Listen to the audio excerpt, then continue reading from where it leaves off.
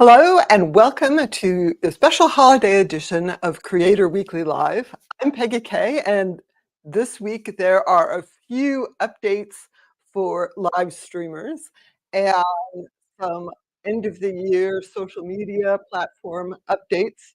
And then we'll check in on where Santa is. Thank you so much for joining me today.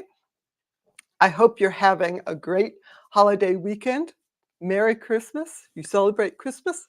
I hope you are nice and Santa brings you something special. First, let's check in to see what Santa is doing. This is Google's Santa Tracker. Now, I have to say there are multiple Santa trackers. The NORAD Santa Tracker, the North American Aerospace Defense System, they don't start tracking until I think it's midnight Mountain Time, and that's, I guess, when Santa enters North American airspace. Looks like Santa is currently in Bahrain. If you're in Bahrain, keep an eye out for Santa and his sleigh. So let's get started with a few updates this week. And the first thing I wanted to show is an update from Google Music.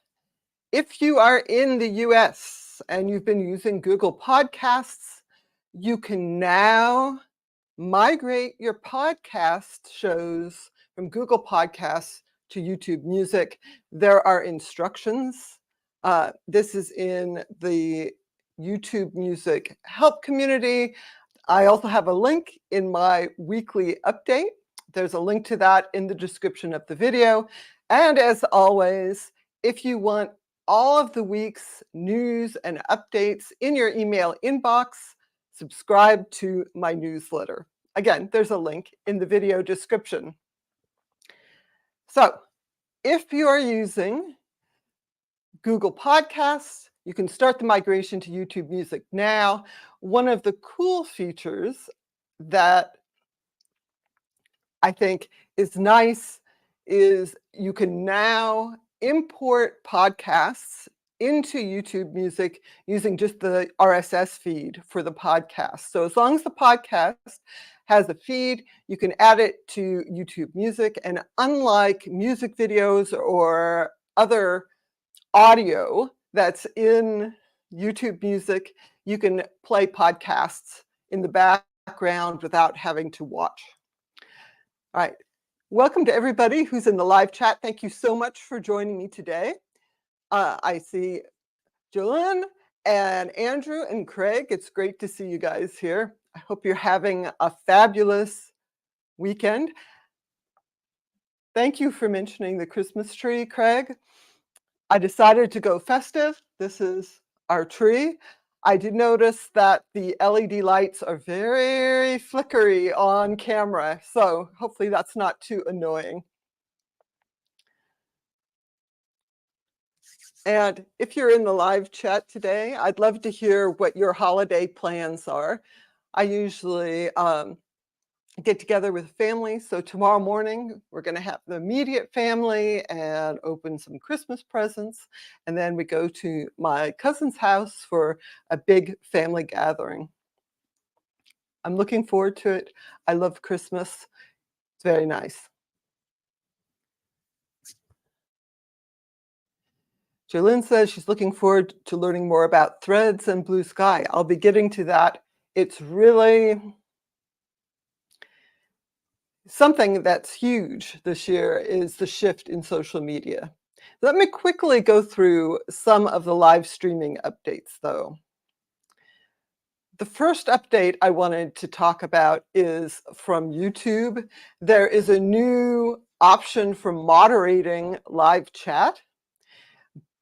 Live chat moderators and the channel owner can now view channel activity for people in the live chat. So the idea is that if you're moderating the live chat, you see someone that writes something maybe a little borderline, you can check their channel activity and you can see all these details like when they joined YouTube, the number of subscribers they have, and more importantly, their public live chat messages. So you can see what they've posted previously. And I will just move myself over a bit. And it will show moderation actions taken against this user in the past year. So you can see if this person has had messages deleted or timed out or hidden. And that's a really useful tool to see if this is maybe a repeat offender, someone who's always maybe coming right up to the borderline. And it lets you better decide whether that person should have their comments removed. This is only currently available on desktop. Hopefully it will be coming to mobile soon as well.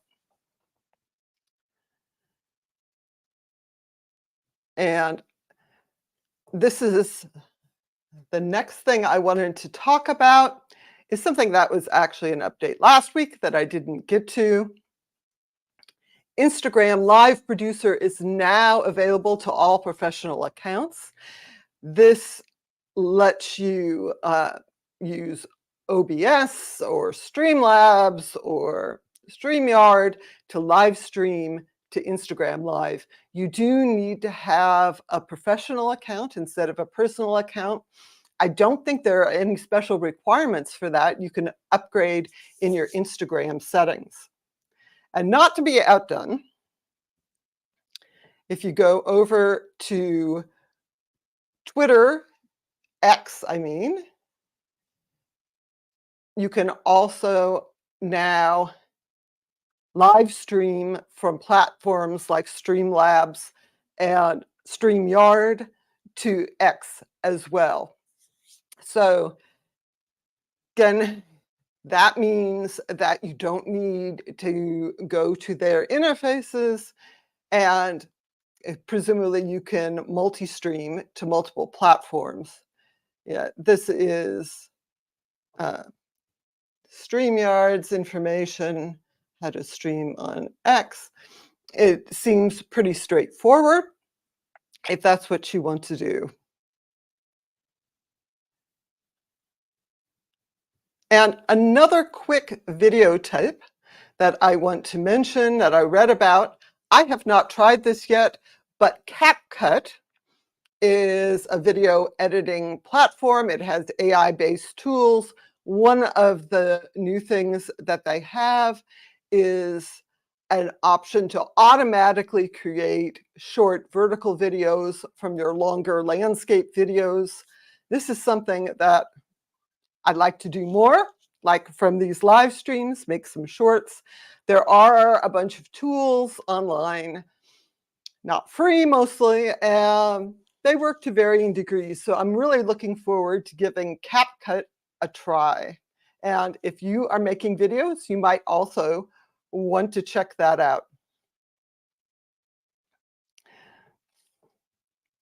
Jillian says it will always be Twitter to me. Me too, although on the other hand, X is sort of a different thing now. The vibe is very different than when it was Twitter. So maybe it's better to call it X, just to acknowledge it's not quite the same thing anymore. So those were my big updates for live streamers. Let's check back in. Is Santa still in the Middle East? It is. He's now in the United Arab Emirates. He seems to be doing a very thorough job. He won't be here in California for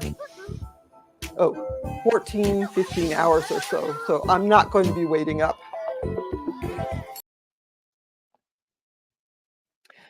And I'll shift gears over to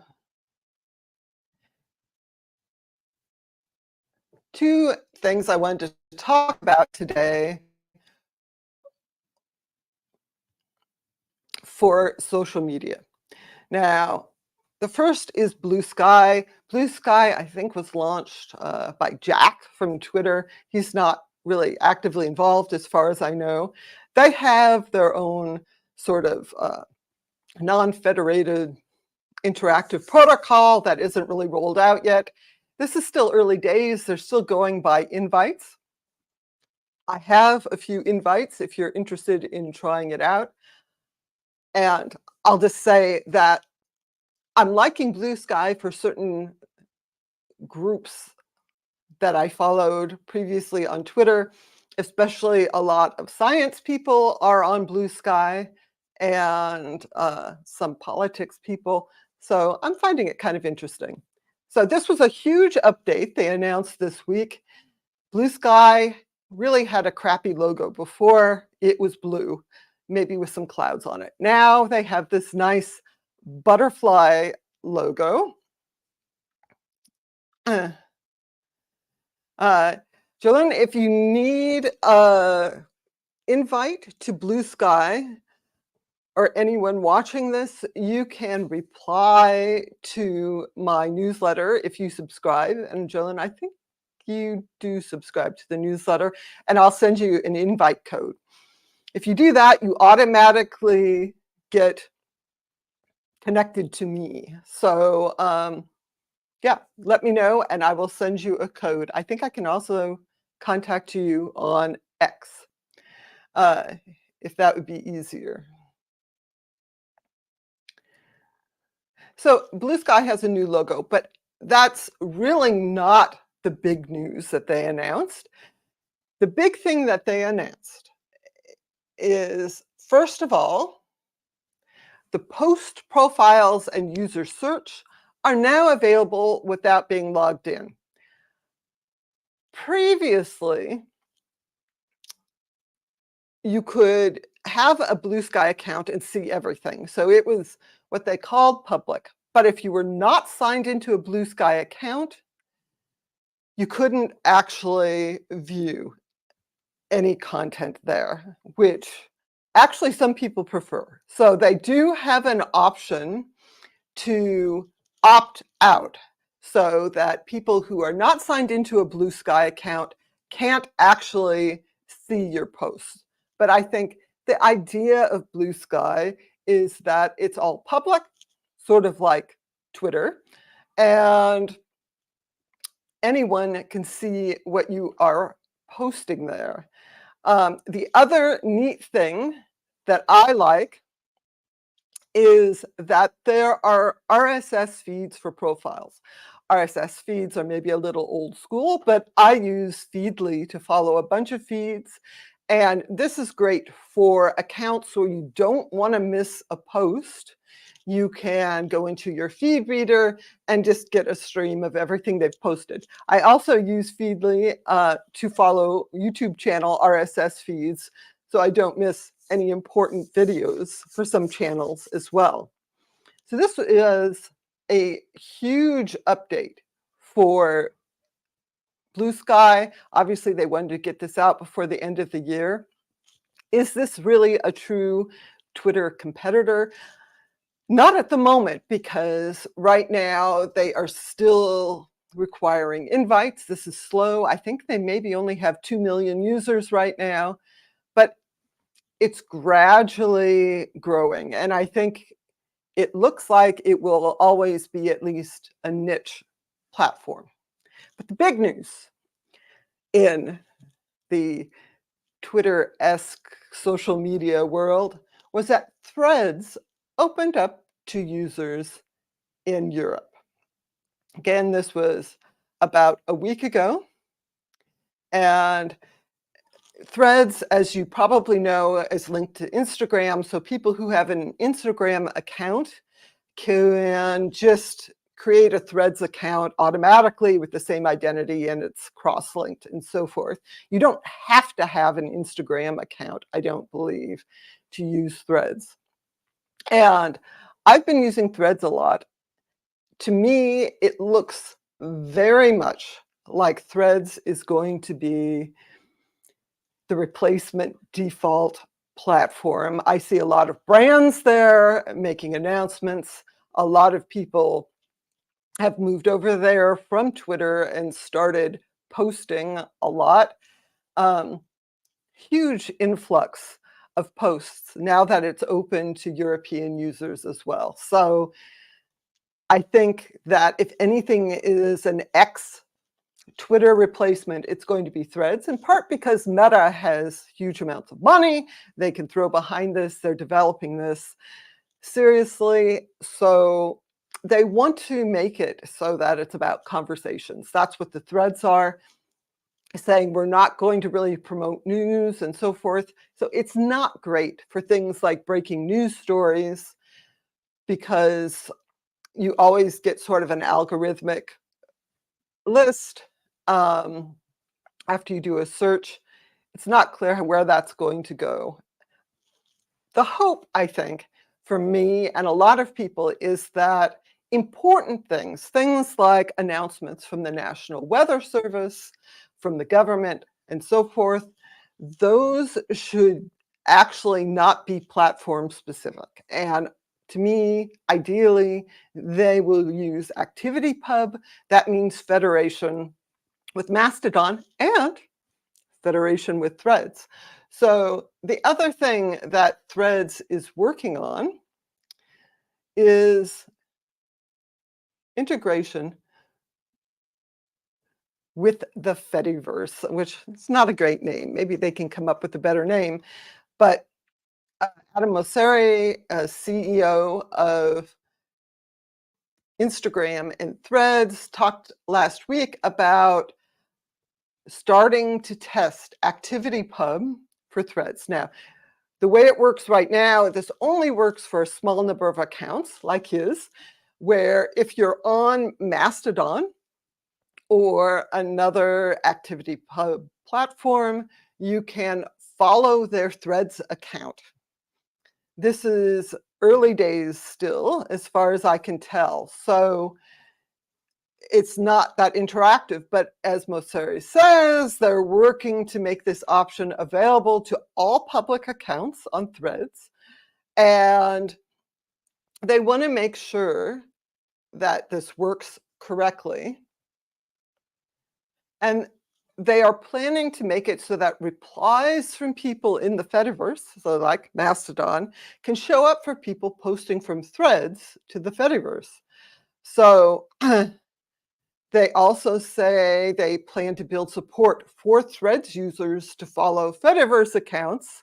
So there's a flow of content. And this is, I think, the biggest deal right here.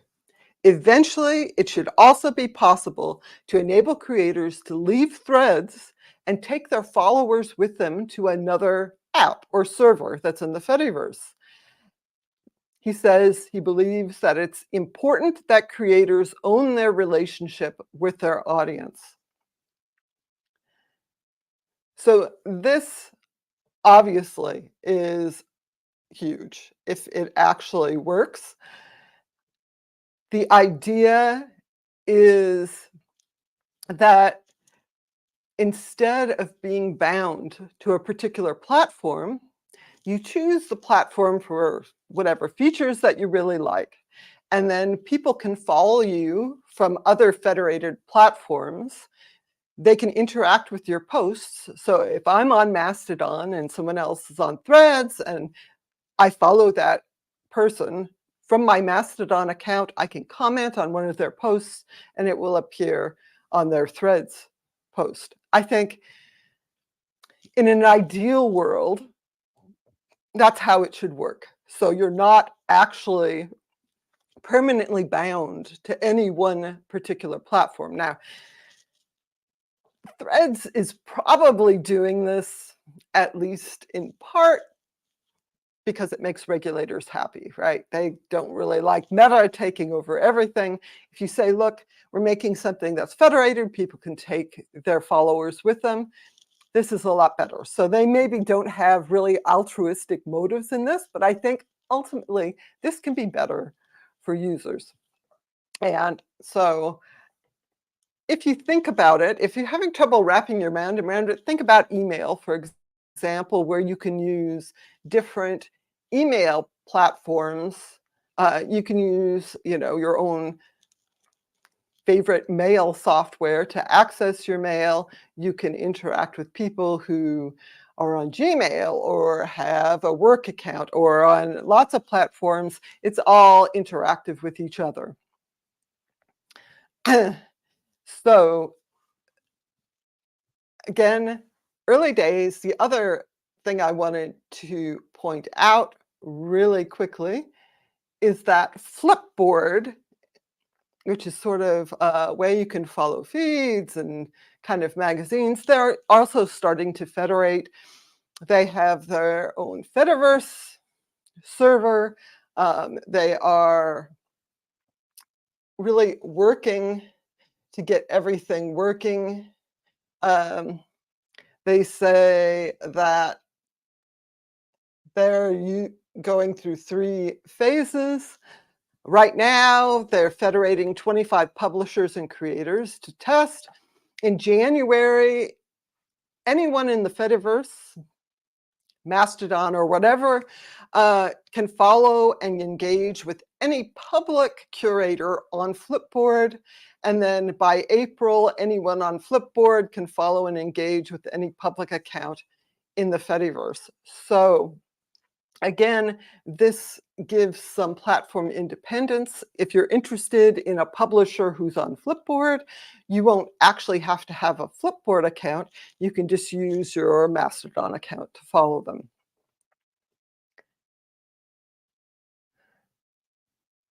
I'm finding this particularly exciting because I basically created an account everywhere, which isn't sustainable at all. I love the idea of having one master account and being able to follow people on different platforms. And right now it's kind of a crazy time. People are not sure which platforms are best. And so when they post the same thing multiple places or slightly different things, it's all very confusing.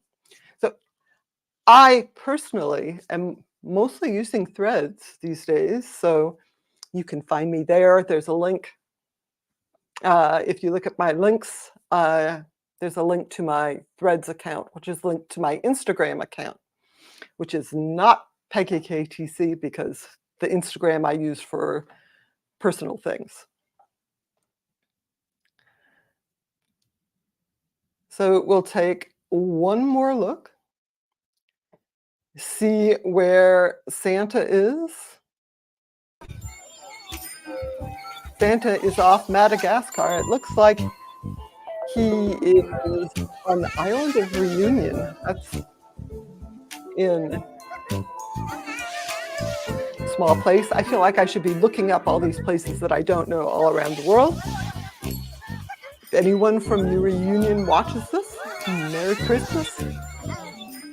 You won't get here to North America for quite a while. Again, I want to say thank you so much for all of you being here live. I hope you have a fantastic holiday. And next week, which is New Year's Eve day, I am going to do a live stream. It's going to be looking back at the past year. So I'm writing up some posts, kind of year in review things. And I'd love for you to join me, talk about your favorite updates over the past year. I can't even believe 2023 is almost over. So have a fantastic holiday. Merry Christmas. And I'm hoping I will see you next week.